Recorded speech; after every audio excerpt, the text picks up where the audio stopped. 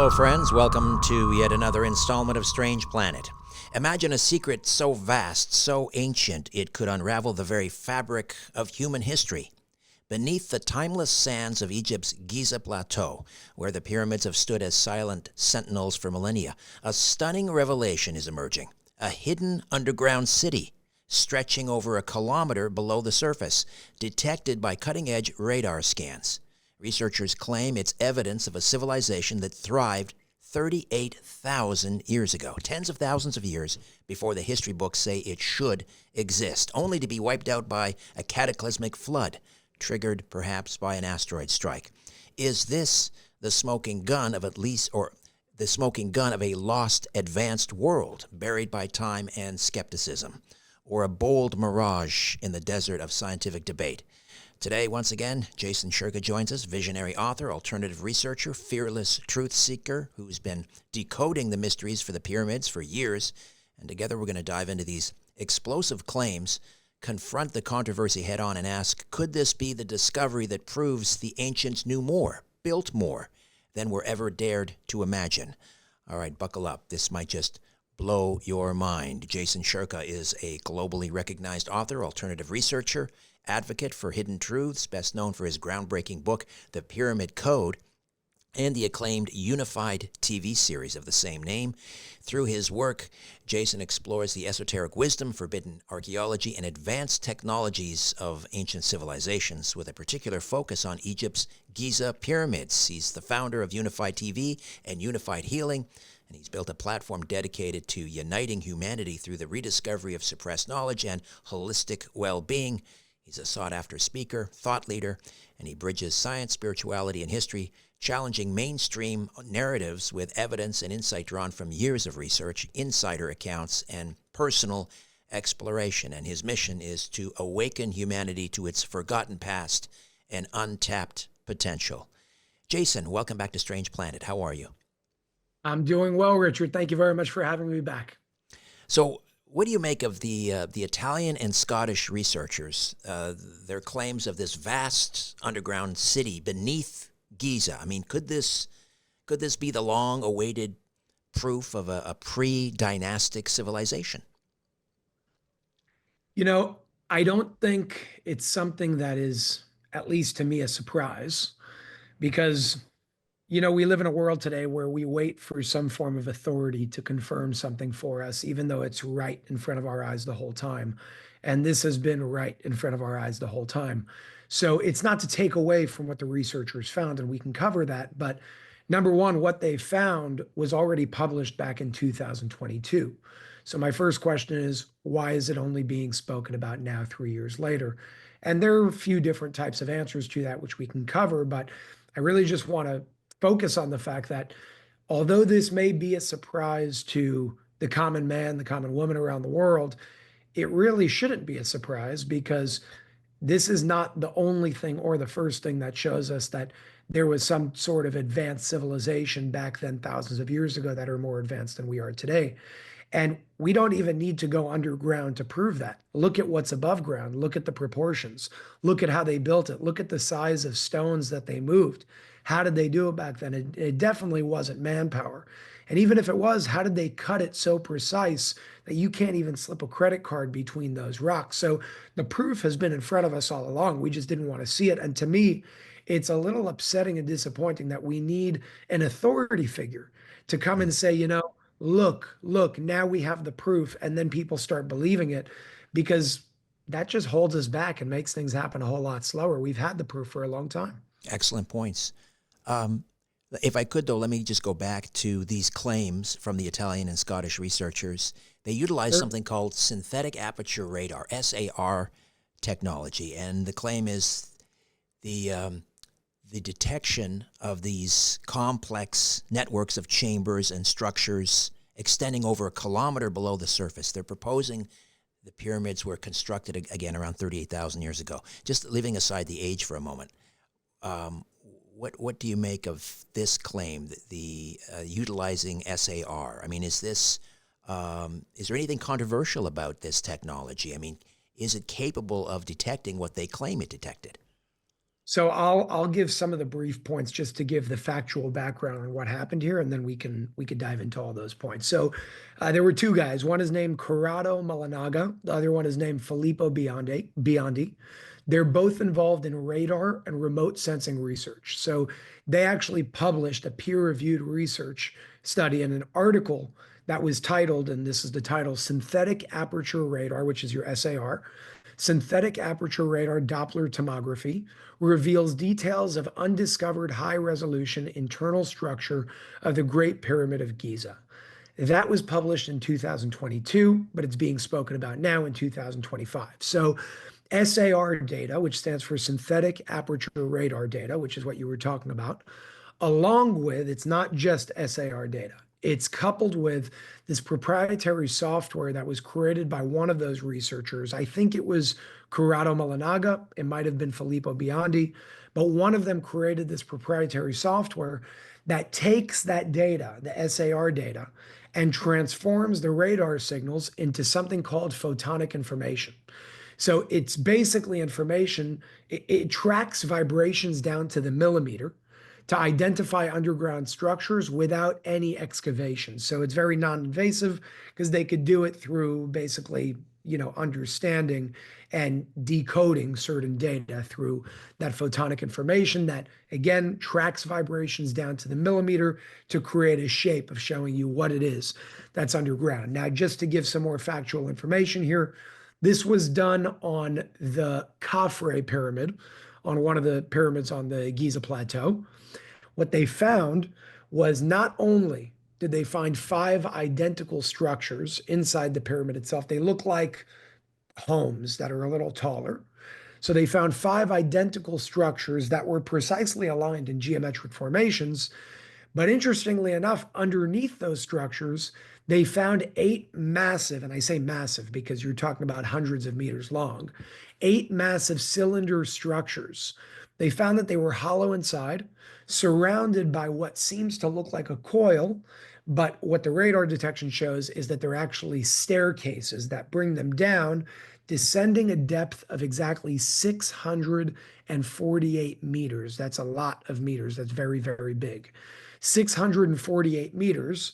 So you're talking about 8 cylinders, each one of them 648 meters in depth underground, all with these staircases basically coiling around them, which all meet at the very bottom where they connect to 2 very large cubic structures that to me seem to be one of 2 things.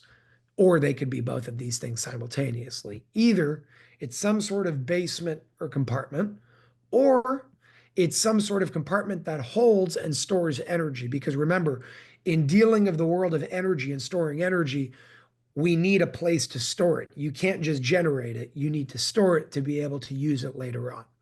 Now, it could be a combination of both, meaning it's storing energy, and there may be things in those massive cubic basements or structures, which, by the way, are 80 meters by 80 meters by 80 meters. That's huge. It's almost a football field in terms of its cubic size on each side. So now that's under the 648 meter long in-depth cylinders, another 80 meters per side on those cubes. We haven't gone there, but it's very possible that there are things, tools, artifacts, technologies that are stored in there that need certain charging from the energy that's being generated by these pyramids. Now, the entire structure, as you said, it actually extends approximately 2 kilometers beneath the surface, and it extends beneath all 3 pyramids of the Giza plateau. But this is where it gets interesting. We've been told, as you know, Richard, that the pyramids are simply tombs for the pharaohs buried in them, and they were built using ramps and hammers and sledges and so on and so forth. But if that were true, and they did something that was so hard to do just to bury somebody that they respected in there, then why did they make an effort to include mathematic proportions in the structure, such as pi, the golden ratio, the speed of light? And people say, what do you mean the speed of light? How is that built into it? Well, if you look at the Great Pyramid and the longitude and latitude that it lies exactly on, the latitude line is 29.9792458 degrees north. Now that sounds like a long number, But when you take 299,792,458, that is the speed of light in meters per second. 299,792,458 meters per second is the speed of light. So, was it a coincidence? I don't buy that. There's something going on there that we just don't understand that they understood back then. Also, I believe the circumference of the Earth is encoded into the pyramids. Is that true?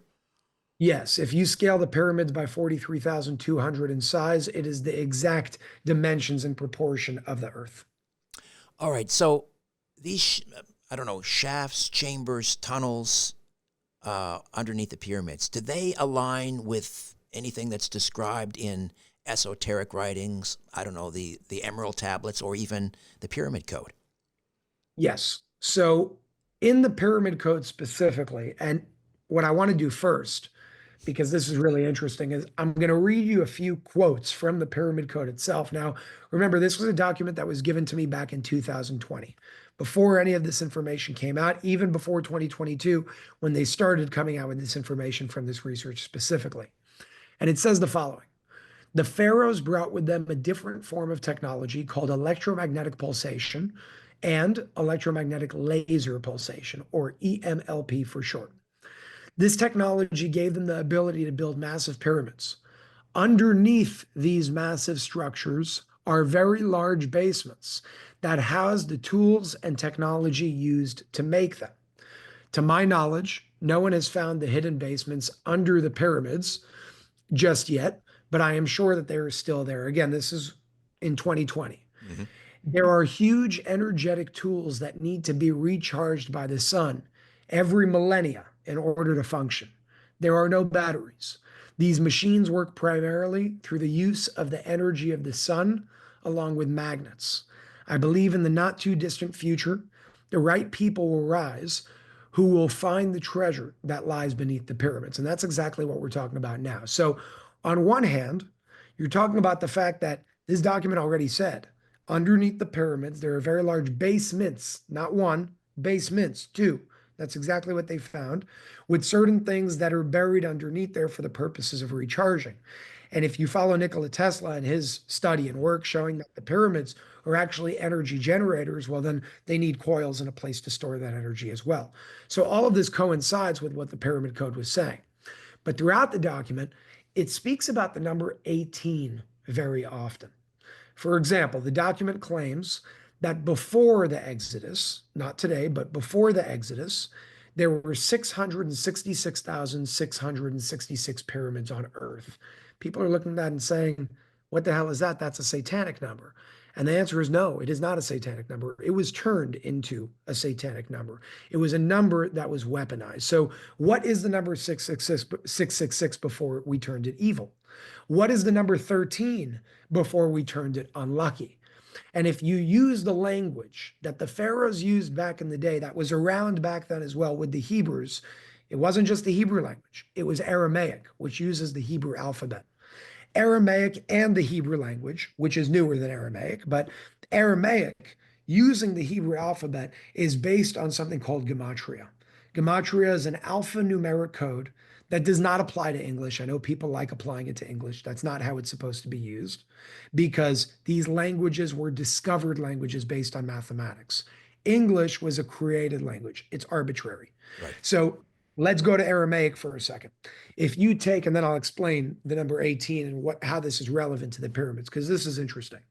If you take the letter Aleph, which is the first letter in both the Hebrew and the Aramaic alphabet, Aleph, it has a specific shape to it in terms of the letter. Well, when I say the letter A in English, if I were to create a shape of that sound using certain tools, it would just be an arbitrary wave. But when I say Aleph, it literally looks like an aleph. It looks like the letter itself when you map that sound out into a structure of sound and a wave. So what that means is these discovered languages based on mathematics are based on universal truths, meaning you can create through languages like that. It's not just something that you speak. There is a power and an energy to that language that we don't completely understand. Now, when you take the word in Aramaic or in Hebrew, life, it's made up of two letters, Chet and Yud. Chet and Yud together is Chai. So the word in Hebrew and Aramaic for life is Chai. Well, Chet in Gematria is the letter 8. Yud in Gematria is the letter 10. Life is the number 18. 666 is 18. So that is not a satanic number. It was turned into something that was evil to keep us away from it. So we see the very thing, the very energy that's there to actually empower us, and we're afraid of it. Let's go to the number 13 before going to the pyramids. 13 represents the energy of love. How do we get there? Well, there are 4 letters in Hebrew that make up the word love. The word, the sound of it, is ahava. Ahava is aleph, hey, bet, hey. Aleph is 1, hey is 5, bet is 2, and hey is 5. That gives you 13. But in America, we were taught that 13 is a very unlucky number. They've weaponized it, where we now stay away from it. We don't have 13 floors on a hotel because it's unlucky.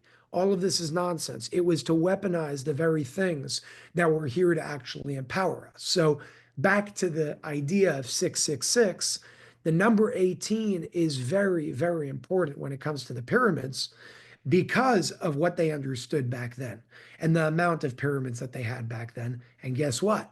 Look at those coils, those cylinders underground.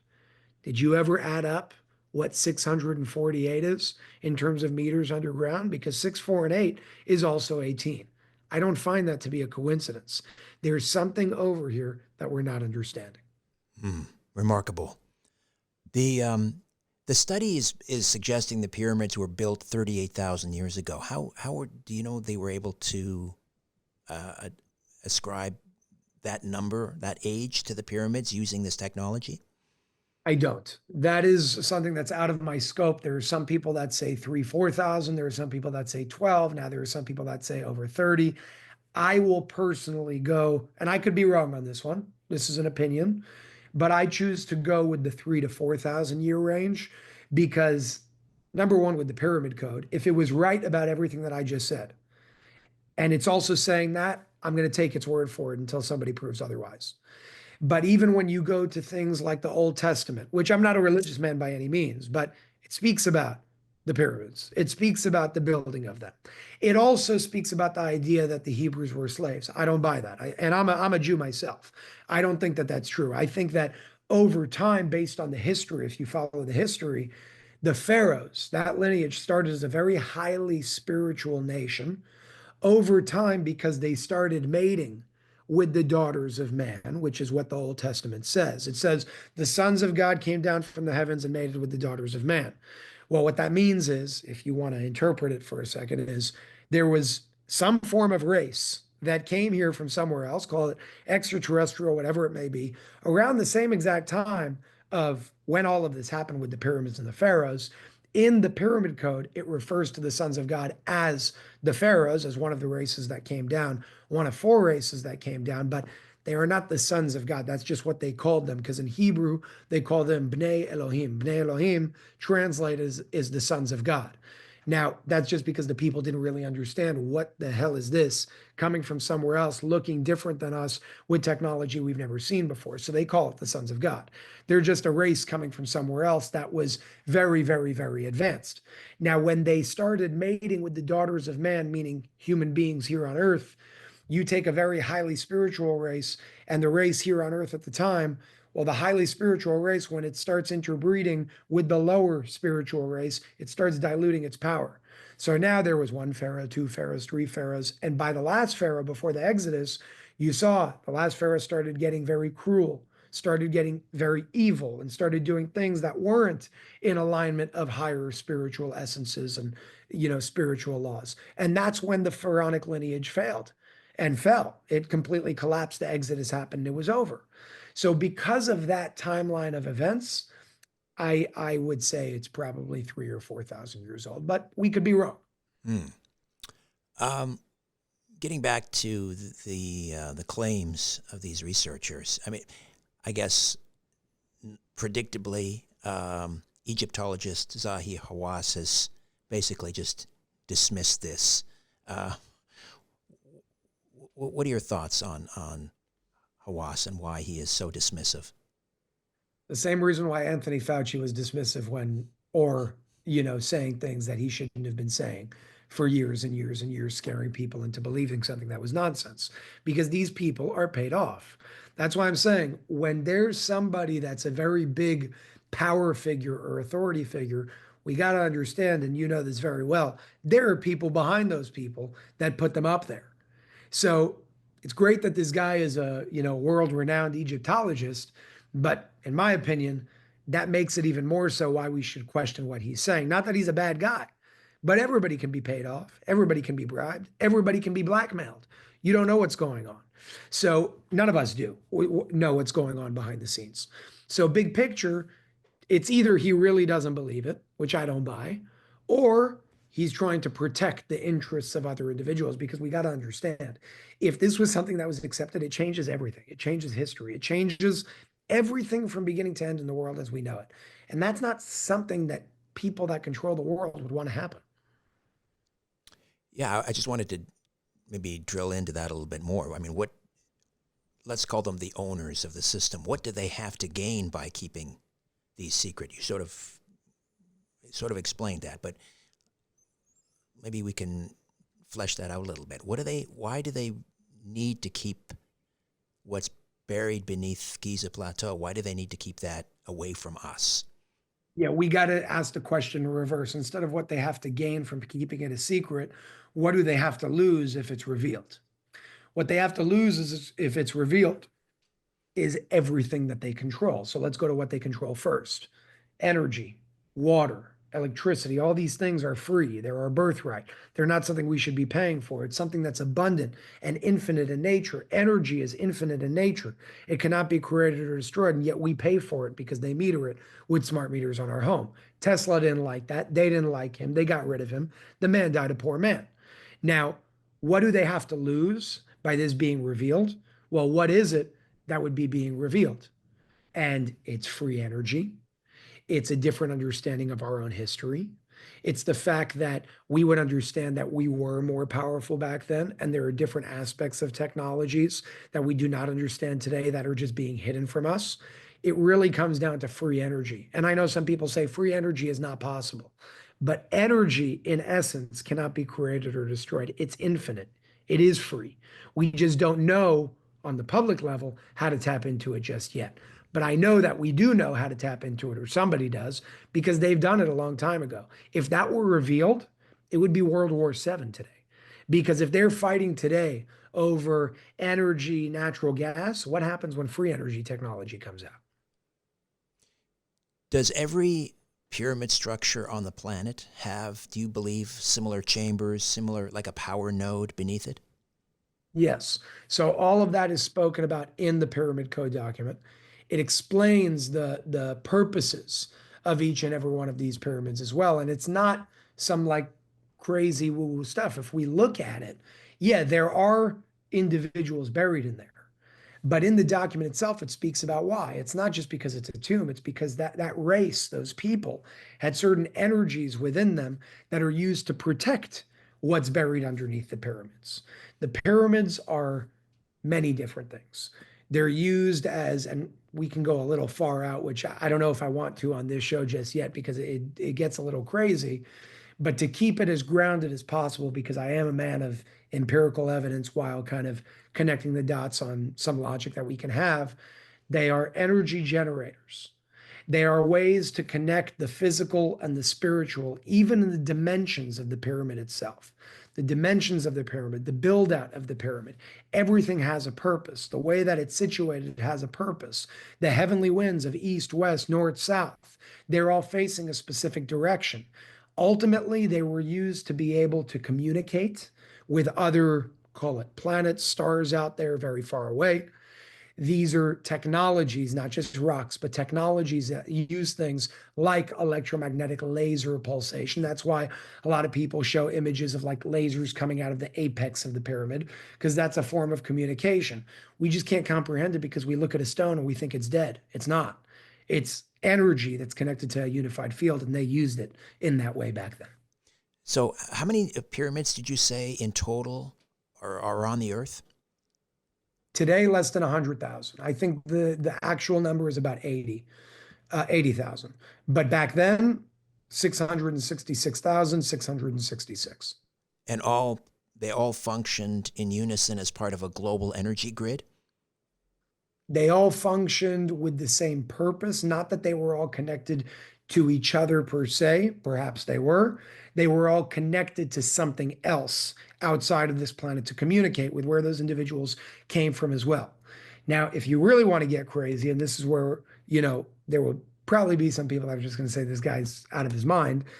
I'm not saying this, but this is what the document refers to. It speaks about the pyramids as a form of crafts, having the ability to move from one place to another and return back to its location. Now, I say it sounds crazy because we're looking at some stones. What do you mean you can't do something like that? Again, it's something that we can't necessarily understand today. But look at some of the videos that have came out of UFOs and UAPs lately. Some of them are pyramids. It's not a coincidence. There's a reason for that because the structure is extremely important. Now, other ones are cylinders, other ones are egg-shelled, and so on and so forth, but you still got pyramids in there. So it all connects to what was going on thousands of years ago. And in addition to communicating with different stars, extraterrestrial civilizations, what function were they performing here on Earth? What kind of work was being done here on Earth that was being powered by this power grid? Pyramid power grid, if I can use that term. Creating energy. Again, an energy generator. That's why they found what they found underneath. It's an energy generator that the most important part is not the energy generator. They had many ways of doing that.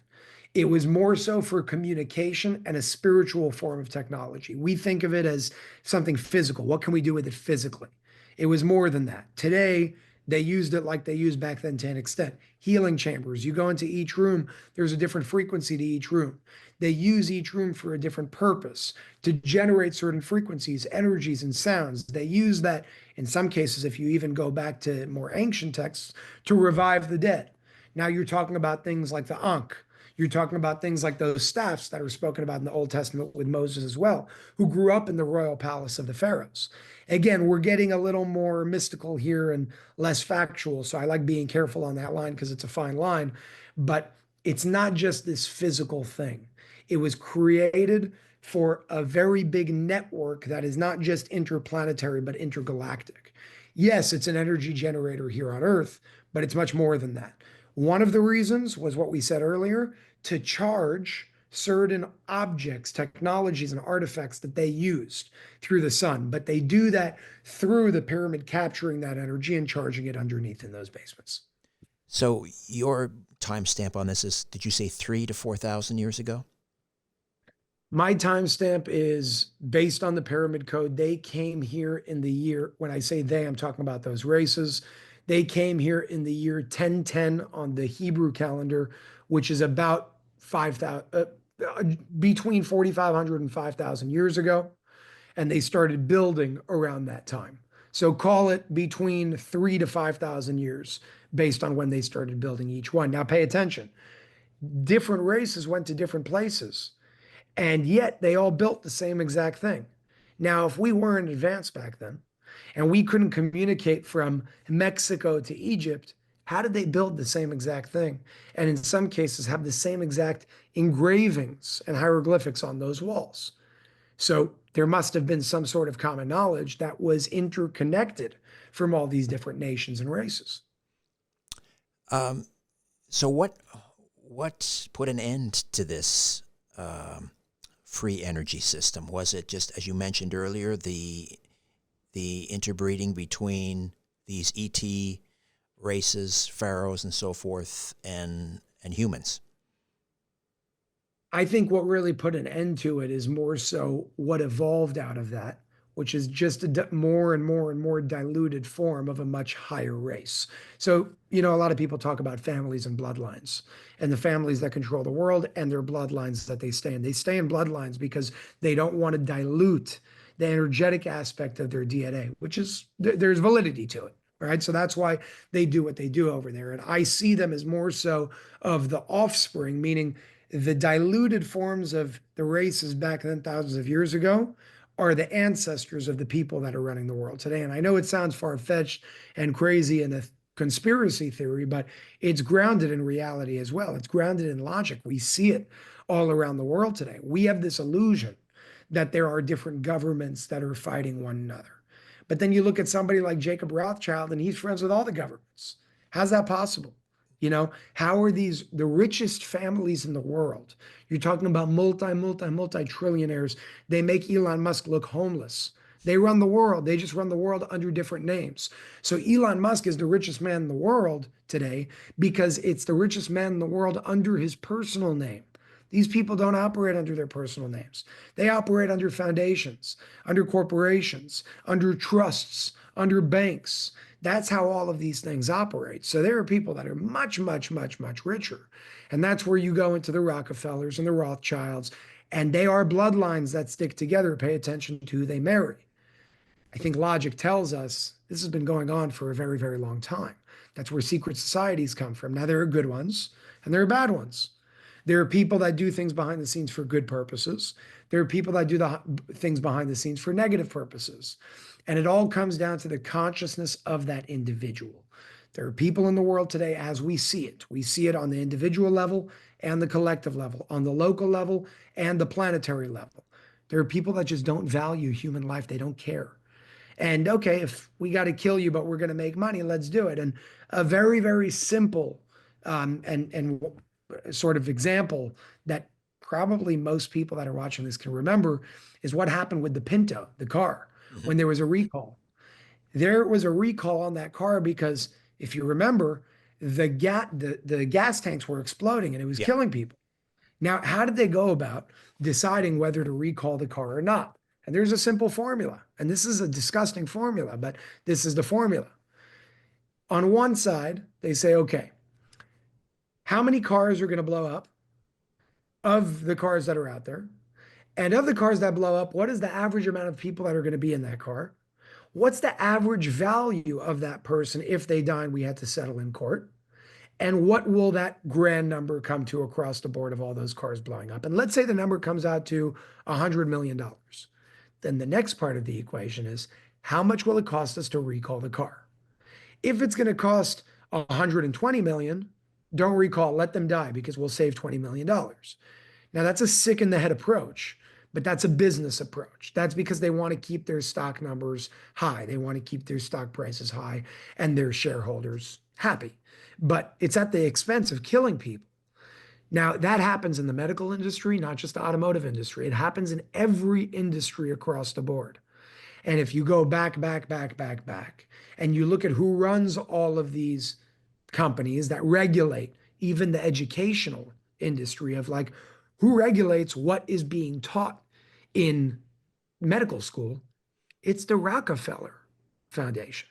They have a whole board of a medical board that shares what's going to be taught in school. And guess what the Rockefeller Foundation also owns? The drugs that they have the doctors sell to those people. A regular doctor has something called a PDR today. A PDR is a new book that comes out every single year called the Physician's Desk Reference. Every year there's a new one. PDR 2017, 2018, up until 2025 today. And I have one. I get it every so often. It's a massive 3,000-4,000 very thin-paged book. It's a dictionary that basically said, okay, what disease are you trying to deal with? Flip to that page, find the disease. Here's the drugs that you got to give. Now, the educational aspect of it with the curriculum is created by the Rockefeller Foundation, and the pharmaceutical drugs are created by the Rockefeller Foundation. So imagine a world where not only you are teaching the very millions of people that are dealing drugs legally all around the world to sick people, you're teaching them what to do, but you're also selling them the product. And then you want to take it to the next level. We're going to mandate it too. And if you don't get it, you can't have a job. You can't go to school. You can't do it. You can't travel. That's a crazy, crazy, crazy thing. And that's exactly what's been happening, not just over the past few decades, but over the past 5 years specifically with what we saw happen in 2020. It's criminal, but it's happening. and it's happening right before our eyes. Right.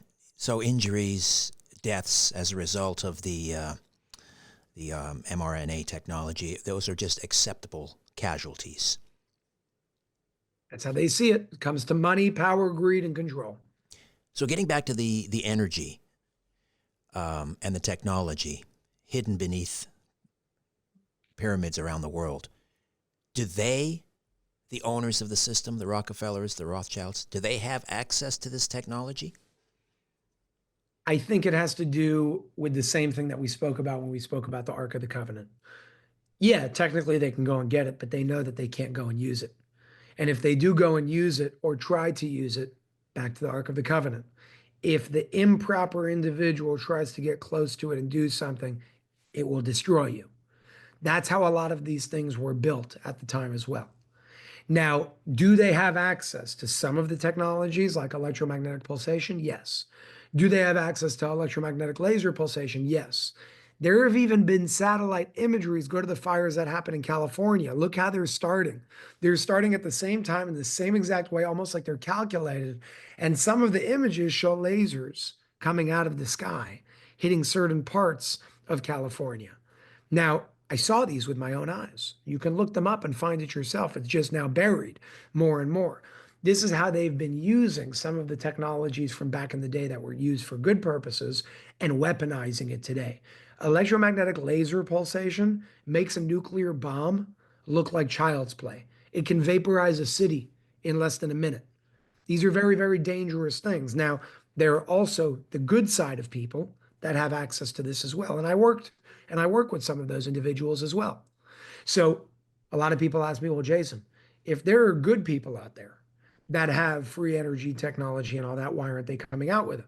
And the answer, some people may not like, but it's a very valid answer, is if they come out with it in the wrong time, well, then they're afraid of the retaliation of what these other individuals are going to do with technologies like electromagnetic laser pulsation, because the bad side will go down fighting and they will go down dying as well. They're not just going to let it happen. They will take everybody out on the way. So you first have to, before you go and try to fight somebody, you first have to strip them of their power. Then you can take them down. You can't fight them when they have weapons of mass destruction. You mentioned 666,666 pyramids once existed on the Earth, and perhaps under each one, similar technology that may be under Giza. Are there concerted efforts right now? I mean, obviously, we look around, we don't see 666,000 pyramids. Many of them have obviously been destroyed, wiped out somehow. One would imagine, though, that the technology may still exist underneath the remnants of those pyramids. Are there concerted efforts by people to try and locate where these pyramids may have been, and by extension, the technology underneath? I'm sure that they are. Not all of them are built in the same way. Some of them are much smaller. Some of them are much bigger. Everything has a different purpose, but it's all with the common goal of what we were talking about throughout this conversation. Regardless of what people find, though, I don't believe, like, let's go to what's going on in Egypt. I was on the show Redacted, and they said, what do you think? You think we're going to go down there and search? And I personally don't think they're going to let it happen. But even if they did let it happen, they're most likely not going to share what they find. Because what they find goes back to exactly what we just said of the threat of revealing certain things for the powers that be. So there are a lot of people that have already found many. There are a lot of people that have incredible, incredible, incredible revelations to share with the world. I know some of these people as well, but they're afraid to share them. And they're afraid to share them because, just like other people in the world that have come out with free energy technology, suddenly they commit suicide with 2 bullets in their head, which doesn't make sense, or they get a heart attack, or they go missing. So there's also this very real fear that the common person that does find this, that's not the powers that be, has when wanting to share it. There is a lot that many people know around the world today that's simply not being shared out of the fear of the retaliation of what will happen. So yeah, everything that you just asked has already been happening for quite some time now, but it's not enough for it to happen. The next step is people need to take action and share it with the world. I don't think that's going to happen too soon because these people have a lot of power. Is there an ancient prophecy that that predicts when this technology will be revealed to the world and shared by mankind? I could tell you from my interactions with the author of the Pyramid Code, who I hold in a very, very high regard because of many, many experiences that we've had together. He believes closer to the year 2050. That's when that he believes there's going to be a lot of changes and revelations in the world. Now, it's not that it can't happen today, it could, but people aren't ready for something like that. We need to be ready in order to get to that point. Same thing with what the remote viewers from the CIA document said about the Ark of the Covenant. This has to happen in proper timing. What does proper timing mean? Not can you get to it? We can get to it now. It's when is the right time to bring it out to the world, when it will be accepted in the proper way, and next steps will be taken in the proper way as well. Now, that really has to do a lot with us as human beings. If we do a lot of work on ourselves and expand our minds and expand our consciousness and awareness, it can happen in 2 years. But likely, and nobody can give a date, likely, it will most likely happen closer to 2050 based on what was being shared with me. However, those same people say that the absolute deadline, no matter what happens, is December 23rd, 2192, which is in a long time from now. But it cannot happen after that. It will definitely happen before that. If you're asking for prophecies, those are the prophecies that have been shared with me. And what will life be like? Are they going to flip a switch? All the pyramids around the world will light up, this power grid. What will life look like on Earth when this happens? So the reason why the document is called the Pyramid Code is because there's a code embedded within it.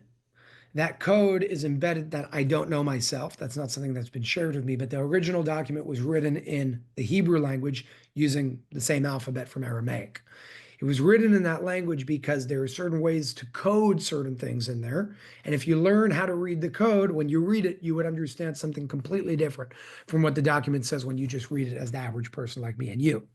However, that code, as far as the document shares, is also hidden, not so much hidden, but it's written on one of the walls in one of the secret chambers that have not yet been discovered underneath the pyramids. Maybe they have now, but to my knowledge and to his knowledge, nobody has gotten there yet. So when people learn this code, that is how, and whatever you have to do with the code is how you activate the power of the pyramid itself.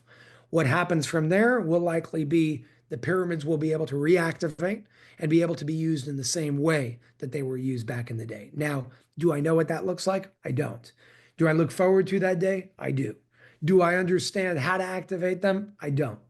But somebody will come, whoever that person is. Maybe it's going to be a group of people that makes that happen. When? I don't know, but I hope it's sooner rather than later. Jason, tell us about UNIFYD Healing. UNIFYD Healing is a beautiful, beautiful network of wellness centers around the world. The purpose of it is really inspired by many things, but one of the things is what we spoke about earlier of there's a lot of people, or maybe not so much, but there are quite a few people, a group of people that are controlling the world today in very negative ways. And they keep us away from the very things that can actually make this world a healthier place in their honor at least, of power, money, control, greed, ego, things like that. So we see how they've built systems, and we wanted to create a new system in order to overcome that, not destroy the old system, but create a new system to make the old system obsolete. Because what you resist persists. We didn't want to resist it. We just wanted to create something better. That's what UNIFYD Healing is. It's a network of wellness centers in about 2.5, less than 3 years. We've opened or helped open over 500 wellness centers in over 50 countries around the world. Some of these wellness centers actually have a technology that uses light in a specific way in the direct proportion of the Great Pyramid of Giza. So it's built in the same exact way. You literally walk it and you'll see a big pyramid emanating light that's helping your body reharmonize and rebalance itself. So the technology itself in many of these centers is called the light system technology. It works in some beautiful ways using light, positive affirmations, color therapy in order to restructure the molecular structures of water in your body so energy can move more coherently in the body. The pyramid structure actually uses, the one that looks like a pyramid uses the proportions of the pyramid in a specific way to amplify the energy that's being generated by that technology itself. And overall, Unified Healing does have all these centers around the world with many different technologies as well. So things like red light therapy, hyperbaric chamber, it's mainly energy-based technologies that will help humanity re-empower themselves and take their power back from the people that took it away. And that's Unified, UNIFYD, Unified Healing. And then, of course, we have UNIFYD TV. Tell us where we can find that. So Unified, spelt the same way, UNIFYD.TV, is a video streaming platform. It's more than just a video streaming platform. It's a very interactive community, a very big community, 160 countries around the world today. And it basically covers everything that we just spoke and more. So ancient civilizations, what's going on today, exposing corruption. We work with people like James O'Keefe, who goes undercover, exposed as the CIA, big pharma. So we actually just funded an exclusive series called American Swiper with James O'Keefe, where he shows how he does everything behind the scenes in an episode by episode series, which is awesome. We have interviews with Tony Robbins. We have podcasts with Bobby Kennedy, RFK Jr., a lot of really, really powerful individuals around the world that are sharing their truths. A lot of doctors that are able to show certain evidence of the corruption that's happened over the past 5 years, but not just share a problem, provide a solution that you can actually use in a very accessible and simple way at home to be able to live a higher quality life. So it's a very wide array of different things that are focused on that platform, but all of it is intended with a mission of helping humanity expand its consciousness to bring us to a better world. And that's UNIFYD TV, UNIFYD.TV, for anybody that wants to learn more on that front. And of course, the Pyramid Code, available wherever fine books are sold, Barnes & Nobles, Amazon, I'm guessing? Yep, everywhere. Fantastic. Jason, always a pleasure to sit down with you. Thank you so much. Thank you very much, Richard. A new Richard Syrett's Strange Planet drops every Monday, Wednesday, and Friday.